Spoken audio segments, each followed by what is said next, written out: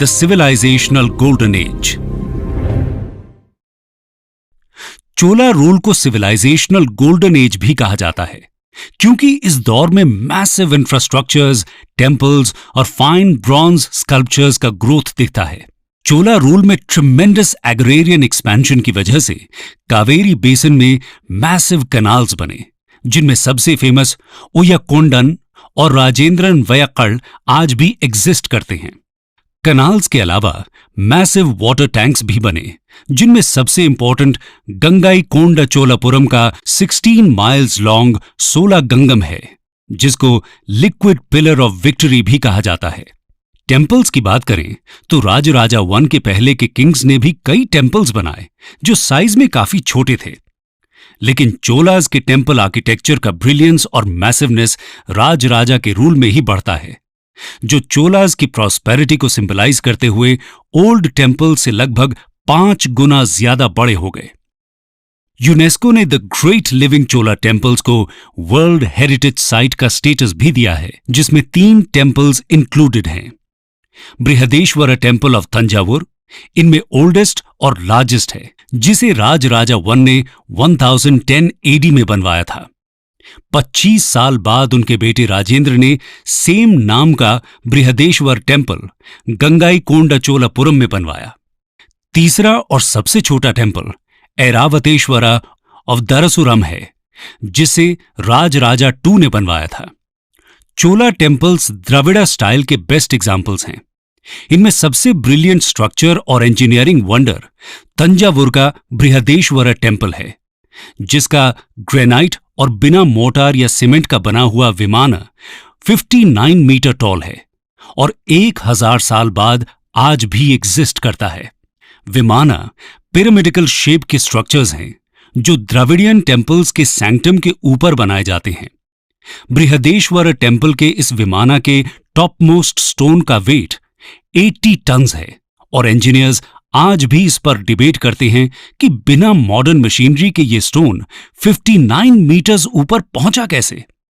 खैर, चोला रूलर्स शैवाइट थे और इसलिए तंजावुर टेम्पल के मेन डेटी शिवा हैं और यहां पूरे भारत के one of the largest Shivling located हैं।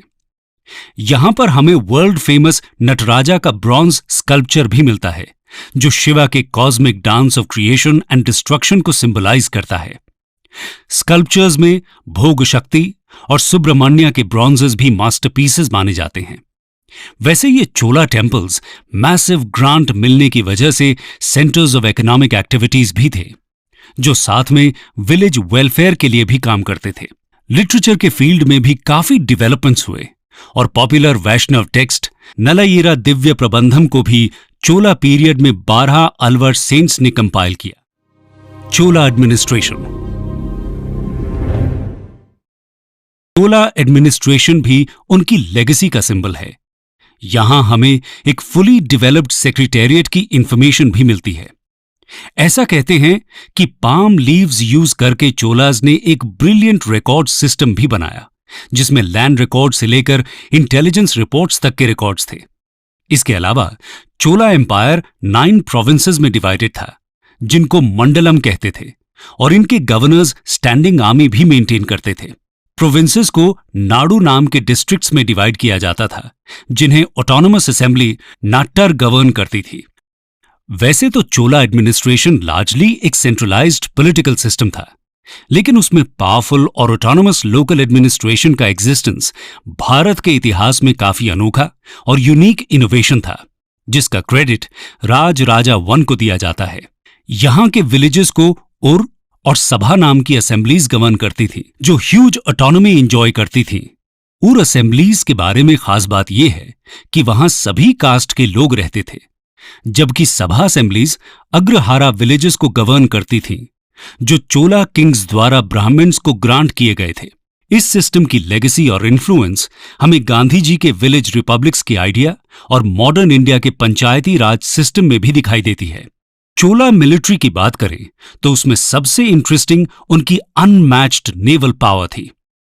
एक और इंटरेस्टिंग बात यह है कि वेनेशियन ट्रैवलर मार्को पोलो के हिसाब से किंग के सारे बॉडीगार्ड्स खुद को डेड किंग के फ्यूनरल पायर में सैक्रिफाइस कर देते थे। Decline. लेटर चोला डायनेस्टी को केपेबल रूलर्स जैसे कुलोथुंगा I, विक्रम चोला और कुलोथुंगा III ने रूल किया, जिन्होंने टेरिटरी की इंटेग्रिटी को मेंटेन रखा। लेकिन कुलोथुंगा III के समय ही चोलाज का डिक्लाइन स्टार्ट हुआ। इसका सबसे पहला कॉज था श्रीलंका में सिंहला किंगडम का राइज, जिसने उन्हें श्रीलंका से बैनिश कर दिया। दूसरा कॉज था 1216 के बाद राजराजा III और राजेंद्र III जैसे वीक रूलर्स। एक रिकॉर्ड के हिसाब से राजराजा III को उनके ही एक फ्यूडिटरी ने हॉस्टेज बना लिया था। चोलाज के डिक्लाइन का थर्ड कॉज पांड्याज का राइज और होयसलाज का डिवाइसिव पॉलिटिक्स रहा। होयसलाज ने डिवाइसिव पॉलिटिक्स यूज करके चोला और पांड्या दोनों को राइज होने से रोकने की कोशिश की। चोलाज को रोकने में तो होयसलाज सक्सेसफुल रहे, लेकिन पांड्याज एक फॉर्मिडेबल पावर बन ही गए। पांड्याज ने पहले होयसलाज को और फिर 1279 में चोलाज को हराया।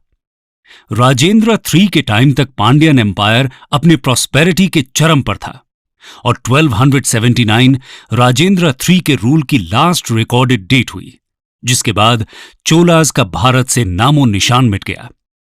हालांकि चोला डायनेस्टी सिर्फ इंडिया में खत्म हुई, लेकिन उसकी एक रेबल ब्रांच फिलीपींस में 16th सेंचुरी तक रही।